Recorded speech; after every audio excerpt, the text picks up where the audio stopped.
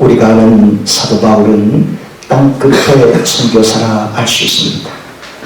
예수님께서 부활 승천하시기 전에 오직 성령이 너희에게 마시면 너희가 권능을 받고 예루살렘과 온 유대와 사마리아와 땅끝까지 이르러 내 증인이더라 하신 그 담보를 몸소 실천한 사람이 바울입니다. 그만큼 바울은 주님의 말씀을 받들어서 세계 전역을 향해 나아가 하나님의 나라 하나님의 복음을 전했던 바울이었죠. 실제로 바울은 1차 전도여행 때 13개의 도시를 돌았고 총 2300km를 누비며 복음을 전했습니다. 2300km 했을 때 목포에서 서울까지 거점 도시를 지나며 왕복 4차례나 지나면서 복음을 전한 거리입니다. 2차 전도여행 때는 21개의 도시를 방문하면서 걷거나 배를 타고 지나다녔고 총 5000km가 넘는 거리를 복음을 전하며 다녔죠. 3차 전도여행 때는 24개의 거점 도시를 돌거나 배를 타고 다니면서 복음을 전했고 총 6000km를 이동하면서 복음을 전했습니다. 그가 복음을 전할 때 놀라운 일들이 일어났습니다. 귀신이 떠나고 병든 자가 고침받는 기적을 행하고 교회가 세워지는 역사가 일어났죠. 그러나 그런 순탄한 길만 있었던 것은 아니었죠. 1차 전도여행 때 루스드란 지역에서는 모함을 받아 다른 지역에서 온 유대인들에 의해 돌에 맞아 거반 죽는 지경에 처할 정도로 있습니다. 2차 전도여행 때는 뜻하지 않은 유럽 대국을 향해 에게를 건너 들어가는데 그 섬의 빌립보에서 복음을 전하다가 또는 매를 맞고 감옥에 갇히는 꼴이 되기도 했죠. 3차 전도여행 때는 에베소에서 아주 뜨겁게 복음을 전하고 귀신이 있다고 병든 자 고침받고 거적대로 천만 만드는 거적대로 병든 자가 은지는 벽이 떠나가는 기적도 일어났지만 거기에 은장색 구리생업자 대모들에 의해 주도하에 난동을 피우는 일로 난처한 지경에 처하기도 했습니다. 바울을 통해 놀라운 역사가 일어나는 반면에 수치와 수모와 많은 고통을 겪은 바울이었죠. 그래서 바울은 고린도후서 11장 24절 이하에 자신이 복음을 전할 때 겪은 일에 대해서 이렇게 밝혀줍니다. 유대인들에게 40에서 하나 감한 매를 5번 맞았고 3번 태장으로 맞았고 1번 돌로 맞았고 3번 파선당하고 일주야를 깊은 바다에 지냈고 여러 번 여행하면서 강의 위험과 강도의 위험과 동족의 위험과 이방인의 위험과 산의 신의 위험과 광야의 위험과 바다의 위험과 거짓 형제중의 위험을 당했고 또 수고하고 있으면 여러 번 자지 못하고 주르고 목마르고 여러 번 굶고 춥고 헐벗었노라 라고 말입니다. 어떻습니까? 바울이 3차에 걸쳐 복음을 전할 때 놀라운 기적과 대역사가 일어난 게 아니라 수치와 수모와 배고픔과 헐벗고 굶주리고 여러 번 강도 위험을 당하고 매질을 당하는 고통을 겪었던 바울이었죠. 그렇다면 바울이 본래 그런 꿈을 꾸고 살았던 자였습니까? 본래 하나님의 복음에 미친 듯이 자신을 내어드리기로 어렸을 때부터 소원한 자였습니까? 결코 그렇지 않았죠. 길리기아, 지금으로 말하면 터키 중남부 지역의 다소란 지역에서 태어난 바울은 어린 시절에 그곳을 떠나 예루살렘에 유학을 왔습니다. 예루살렘의 최고의 율법학자였던 가말리엘 문화생에서 배웠죠. 이유는 다른 데 있지 않았습니다. 내가 유대인으로서 오직 유대의 최고 자리에 오르는 것, 이른바 사내들인 의원이 되는 것, 정치, 종교, 경제, 문화의 최정점에 서는 것, 바로 그것이 바울의 꿈이었습니다. 오직 이 세상의 것이 전부인 줄 알고 눈에 보이는 물력과 눈에 보이는 정치 권력의 최정점에 서는 걸 목표로 삼았던 바울이었습니다. 그래서 이른 나이에 결혼을 했고, 심지어 유대사회에 제일 잘 보이기 위해 초고속 승진을 하기 위해 교회의 핍박자로 살았던 바울이었죠. 스데반 집사가 돌에 맞아 죽임을 당할 때 맨 앞에서 증인으로 섰던 이유가 바로 거기에 있었죠. 그만큼 그는 유대사회의 물욕과 권력의 최중심에 서고 싶었던 바울이었습니다. 그랬던 그가 1차, 2차, 3차 전도 여행을 다니면서 58개 지역 도시들을 돌고 14,000km나 다니면서 자기 몸이 부서져라 복음을 전도했던 그 이유가 어디에 있었겠습니까? 오직 이 세상의 눈에 보이는 성공, 이 세상의 최고 정치 권력의 중점에 서는 것이 목표였던 그가 어떻게 한순간 변화될 수 있었겠습니까? 두말할 것도 없이 그것은 다메섹 도상에 그리스도인들을 체포하러 가는 그 길에 부활하신 주님이 1대1로 바울을 만나 주셨기 때문입니다. 그때 그는 이 세상에 눈에 보이는 것이 전부가 아니라 이 세상 너머의 부활의 세계, 하나님 나라의 세계가 있다는 것에 눈을 뜨기 시작했죠. 그리고는 남은 인생을 오직 하나님 나라의 가치에 자기 자신을 투사하며 바쳤던 바울입니다. 영원한 세상의 가치에 눈뜬 이상, 그 영원한 하나님의 나라의 세계가 있다는 것을 아는 이상 자신의 생명을 자기 것으로만, 이 세상의 것으로만 채울 수 없었고 하나님 나라를 위해 자기 생을 내어 던졌던 것이죠. 오늘 저와 여러분들은 어떻습니까? 우리가 예수님을 따르면서도 혹여 눈에 보이는 것을 전부라고 생각하며 살아오지는 않았습니까? 적어도 부활하신 주님을 1대1로 만나기 전에는 말입니다. 나에게 생명의 주님이심을 내게 나타나 주시고 나를 만나 주시기 전까지 말입니다. 그러나 주님은 이토록 연약한 우리 자신, 여전히 예수님을 믿는 것 같아도 이 세상의 것이 전부인 줄만 아는 당신의 사랑하는 자녀들을 내팽개쳐 두지 않고 주님이 직접 찾아와 우리 각자를 만나 주시고 우리 역시 이 세상 너머의 영원한 하나님의 세계에 눈뜬 자로 살기를 원하시는 주님 아닙니까? 그렇다고 우리를 이 세상을 내팽개치고 기도원이나 산속으로 부르시는 주님이 아니라 영원한 하나님의 나라의 눈뜬 자로 살면서도 이 세상에 주어진 일에 충실을 다하면서도 영원한 하나님 나라를 바라보며 사는 자로 말입니다. 오늘 본문을 통해 주님께서 우리에게 주시는 메시지가 바로 이것입니다. 할렐루야, 축복합니다.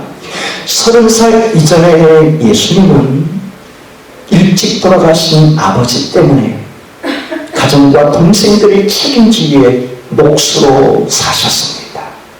예수님 역시 가정, 경제, 어머니와 4명의 남동생과 2명의 여동생을 돌보기 위해 최선을 다해 일을 하며 사셨죠. 그러나 예수님 오신 목적은 가정 경제를 책임지는 것이 아니라 이 세상을 구원하시기 위해서 오신 목적이요, 그를 위해 30살 무렵에 가정을 박차고 세상으로 나아가 하나님의 나라를 선포하셨고 제자를 삼았습니다. 근데 예수님께서는 많은 사람들이 존경하고 스승으로 삼는 세례 요한에게 나가 세례를 받으셨죠. 그때 세례 요한은 자기 자신의 이름과 명예가 더 높아지면 더 높아질수록 나는 아니에요, 나는 주역이 아니에요, 나는 물로 세례를 주지만 내 뒤에 오실 그분은 불과 성령으로 세례를 주실 분이에요. 나는 그분의 신발끈 묶고 푸른 꽃조차 감당치 못할 작은 자에 불과해요. 나는 주님 오실 그분의 길을 닦는 자에 불과해요. 자기 자신의 위치를 알고 있던 세례 요한이었죠. 그런 세례 요한의 예수님이 요단강에서 세례를 받으셨죠. 그리고 물에서 올라오실 때 하늘이 열리고 하나님의 음성이 들려왔습니다. 너는 내 아들이라, 내가 너를 사랑하노라. 예수님도 들으셨고 세례 요한도 들었던지 이튿날 그 예수님이 지나갔을 때 세례 요한이 뭐라고 선포합니까? 보라, 세상 죄를 지고 가는 하나님의 어린 양이로다. 저분이 내가 말하는 그분이다 하는 뜻이었죠. 그래서 어떤 일이 일어났습니까? 그 전까지 많은 사람들이 세례 요한을 랍비 스승으로 따르고 있었는데 역시 안드레와 요한도 다른 사람들처럼 세례 요한으로 스승을 따르고 있었는데 그 스승의 세례 요한이 저분이 그분이다, 내 뒤에 오실 그분이다, 그분이 구원자요 메시아요 하나님의 아들이다 선포할 때 안드레와 요한이 그 즉시 자신들의 스승 세례 요한을 버리고 예수님께 따라붙기 시작했죠. 그런데 그 예수님은 40일 동안 광야에 시험 받으실 때에도, 그리고 갈릴리 지역에 병빙자와 귀신을 쫓아낼 때도 안드레와 요한은 예수님을 바라보고 따라다녔습니다. 하지만 그 예수님께서 이내 이사야 선지자의 구약의 예언을 성취하기 위해 갈릴리 지역을 떠나 다른 지역으로 가시는 것이죠.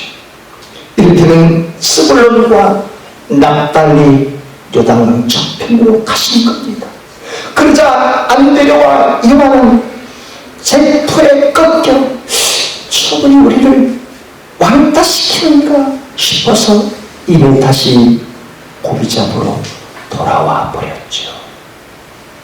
그리고 고기를 계속 잡아가는데 잡히지를 않습니다.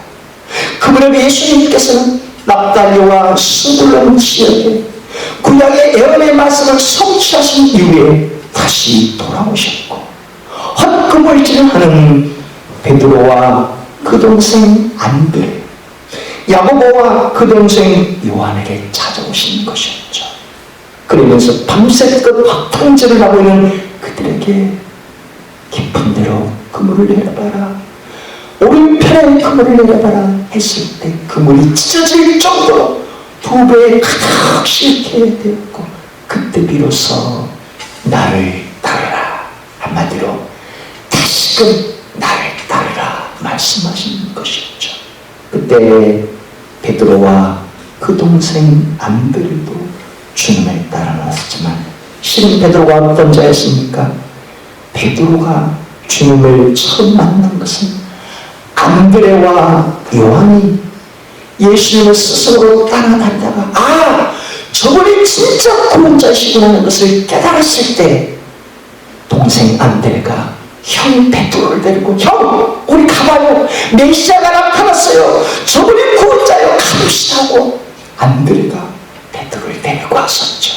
근데 예수님께서는 그 베드로를 보셨을 때 본래 이름이 시몬이었던 그 베드로에게 너는 이제부터 개발하리라, 베드로라라 이름을 다시 지어주셨죠. 여태껏 세상에 휘둘리며 귀가 얇은 자로 이리저리 쏠려 살았지만 이제부터는 반석과 같은 믿음 속에 살도록 해라 하신 당부였습니다. 그러나 그때 주님을 만나서도 베드로는 그 즉시 주님을 따라다니기는커녕 고기 잡으러 돌아왔는데 다시금 주님께서 부르실 때 주의 말씀에 능력이 있음을 알고 거꾸러지며 저는 죄인입니다, 주님 제가 어떻게 주님을 따라갈 수 있겠습니까? 하지만 주님은 그런 베드로를 팽개치지 않고 나를 따르라, 다시 나를 따르라 말씀하셨고 그때 비로소 베드로와 그 동생 안드레가 주님을 스스로 모시고 따랐고 그 옆 동네에서 금을 던지고 있던 역시 야고보와 그 동생 요한도 주님을 스승으로 모시고 따라 나서기 시작했습니다. 우리가 3주째 살펴보고 있는 본문의 맥락이 바로 그 같은 상황이죠. 첫 시간에는 주님의 부르심에 대해서 살펴봤고, 두 번째 시간에는 베드로가 누군지 베드로에 대해서 살펴봤고, 세 번째 지난 시간에는 안드레를 통해서 우리의 모습을 비춰봤습니다. 오늘은 네 번째 시간인데 우리가 유심히 살펴보고자 하는 제자는 야고보입니다. 그래서 오늘 설교 제목의 실은 세베대의 아들 야고보입니다. 주보 오른편에 핵심 내용이 담겨 있는데, 이 야고보에 대해 성경은 뭐라고 설명해 주는 걸까요? 오늘은 마태복음 4장 21절은 세베대의 아들 야고보다 라고 기록하고 있습니다. 야고보의 동생은 요한입니다. 요한은 요한복음, 요한 1, 3서, 요한계시록을 쓴 사람이죠. 그러니 세베대의 아들은 야고보와 요한이 형제였던 것이죠. 마태, 마가, 누가는 이 야고보를 그리고 요한을 소개할 때 세베대의 아들 야고보와 그 형제 요한이라고 소개를 합니다. 야고보가 형이고 요한은 동생인 셈이죠. 그렇다면 아버지 세베대는 어떤 인물일까요? 세베대는 그 당시 어부였지만 갈릴리 지역에 소문난 부자였고 배가 여러 척 있던 사람이고 종들도 거미는 부자였습니다. 이런 식으로 우리에게 비춰 말하면 갈릴리 수산시장의 대표 이삭격이 야곱 세베대였습니다. 그런 물욕을 지닌 부자였던 아버지 덕에 둘째 동생이었던 요한은 당시의 제사장과 연결끈을 갖고 있던 사람이었습니다. 지금도 다르지 않죠. 많은 것을 쥐고 있으면 세상에 영향력을 펼칠 수 있는 사람 아닙니까? 선한 영향력이든 악한 영향력이든 말입니다. 세베대는 그 정도로 엄청난 부자였고 당시에 제사장직까지 돈으로 사고 팔던 시대였기에 제사장의 가문과도 끈앞을 쥐을 정도의 대단한 영향력을 지녔던 세베대였습니다. 아버지가 그런 영향력이 있으니 장자 우선시대였던 유대인들 역시 첫째 아들인 야고보도 자연스러운 대로 물욕과 정치 권력을 쥐어잡을 수 있는 위치에 있었던 것이죠. 그렇다면 야고보와 그 동생 요한의 어머니는 누구였겠습니까? 살로메입니다. 그들의 어머니 살로메는 예수님의 어머니 마리아와 친형제지간입니다. 그러니 야고보와 그 형제 요한 그리고 예수님과는 혈육 사촌지간임을 알 수가 있죠. 다만 야고보와 요한은 어렸을 때부터 부유한 집안에 살았기 때문에 사람들을 아나무인격으로 대하며 살았습니다. 자기들의 뜻을 받아들이려 하면 소리치고 무시해버리는 경향이 강했죠. 그만큼 성격이 급하고 다혈질적인 아들들이었습니다. 예수님께서 베드로와 요한, 야고보를 데리시고 사마리아 지역으로 가시는데 사마리아 사람들이 예수님을 받아들이지 않습니다. 그때 야고보와 요한이 뭐라고 예수님께 말합니까? 예수님, 저 어리석은 자들을 하늘에서 불을 내서 태워버리시죠. 당장 없애버리시죠. 자기들을 무시하는 꼴을 못 보겠다는 것입니다. 근데 예수님께서 야고보와 요한의 이름을 보완하게 너희들은 우리의 아들들이다 바꿔 말하면 너희들이 여태껏 너희들의 본성과 너희의 자아에 휩쓸려 살았고 너희들을 무시하고 받으려면 다 짓눌러버렸지만 이제부터는 그런 성격으로 살아서는 안 된다. 너희들 거부하는 사람조차 받아들여야 되지 않겠냐 하는 뜻으로 우리의 아들이라고 별명을 지어주신 것이었죠. 그만큼 야고보 동생 요한은 남에게 묻히고 사는 성격이요 다혈질적인 사람들이었습니다. 그래서 그랬을까요? 예수님께서 그 형편없는 믿음의 수유자, 다리를 질적인 자기밖에 모르는 베드로를 수지자로 여겨주신 것처럼 야고보와 요한과 야고보도 제 12명의 제자 가운데 제일 가까이 끼고 도신 것 말입니다. 10손가락 깨물어 아프지 않은 손가락이 없다고는 하지만 그 중에서 다 연약한 자식은 다 끼고 돌 수밖에 없는 게 부모의 마음이 되신 말입니다. 예수님께서도 12명의 제자 가운데 베드로와 요한과 야고보를 제일 가까이 두신 이유도 그건 아니겠습니까? 예수님께서 변화산에 가실 때도, 야ir의 딸을 고치실 때도, 베드로 장로의 열병을 고칠 때도, 심지어 감람산에서 성전을 향해 있을 때도, 그리고 겟세마네 동산에 기도를 하실 때도 베드로와 요한과 야고보를 따로 데리고 가신 이유도 바로 거기 있지 않겠습니까?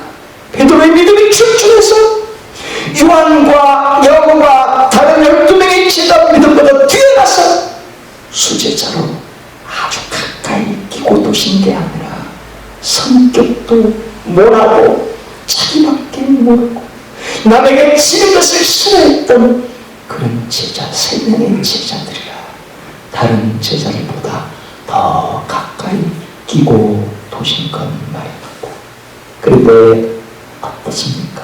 주님의 그 사랑을 받고 3년 동안 따라다니는데 예수님께서 이제 예루살렘에 입성하실 때였죠.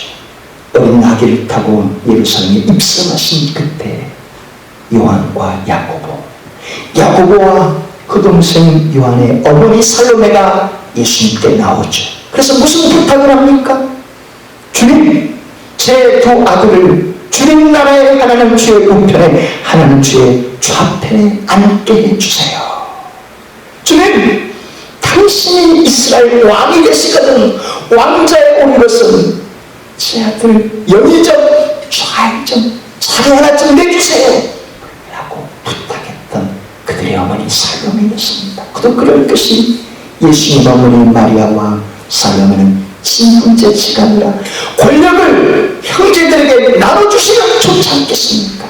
하나 뜻으로 당부한 것이었죠. 그 예수님께서 뭐라고 말씀합니까?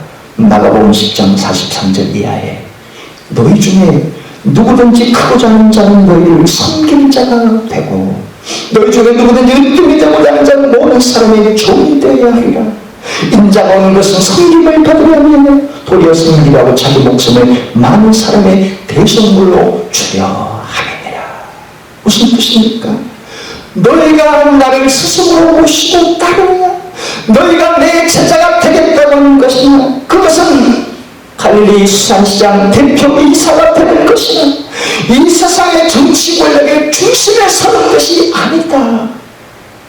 오히려 많은 사람의 대성물이 되고 성경을 위해 내가 온 것처럼 너희들도 나를 따른 참된 제자가 되기를 원한다면 지위, 자리, 물력, 세상의 정치 권력 중심에 서는 게 아니라 타인을 사랑하고 섬기는 삶을 살아야 하느니라 라고 말씀하는 것이죠.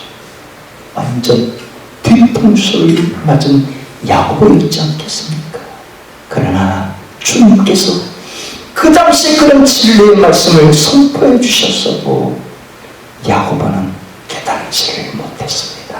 여전히 그 속에 들어차는 자기 자아가 완전히 강했기 때문에 말입니다. 자기 자아로 예수님의 말씀을 짓눌러 버렸기 때문에 주님의 말씀이 야고보의 심령 속에 들어올 리가 만무한 것이었죠. 그 까닭에 예수님께서 겟세마네 동산에서 대제사장의 군사들에게 체포될 때 주랭랑 잡아있던 야고보였습니다.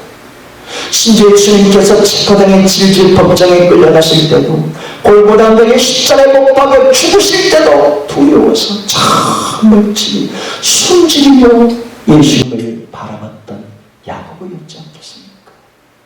그리고는 예수님이 죽어 시체가 되어 동물 무덤에 안치되었을 때는 다 큰 두려움과 겁을 먹고 마가의 다락방을 꽁꽁 걸어 잠근 채 다른 제자들과 함께 두려움 속에 살았던 야고보였지 않습니까? 그런데 놀라운 대반전이 일어납니다. 이랬던 야고보가 갈릴리 수산시장 대표이사가 되는 게 목적이고, 아니 총수가 되는 게 목적이요, 유대사회 정치 권력의 최중심에 서는 게, 여기전 좌이전 큰 권력을 나눠잡는 게 목적으로 삼았던 심지어 예수님을 스스로 모시고 따라다니면서도 그런 세상의 정력을 포기할 수 없었던 야고보였는데, 그런 그가 12명의 제자들 가운데 맨 먼저 순교를 당한다는 사실입니다. 사도행전 12장 1절 이하가 이렇게 전해줍니다. 그때 헤로드 왕이 손을 들고 교회 중 몇 사람을 헤아려 요한의 형제 야고보를 칼로 죽이니 유대인들이 이를 기뻐하더라.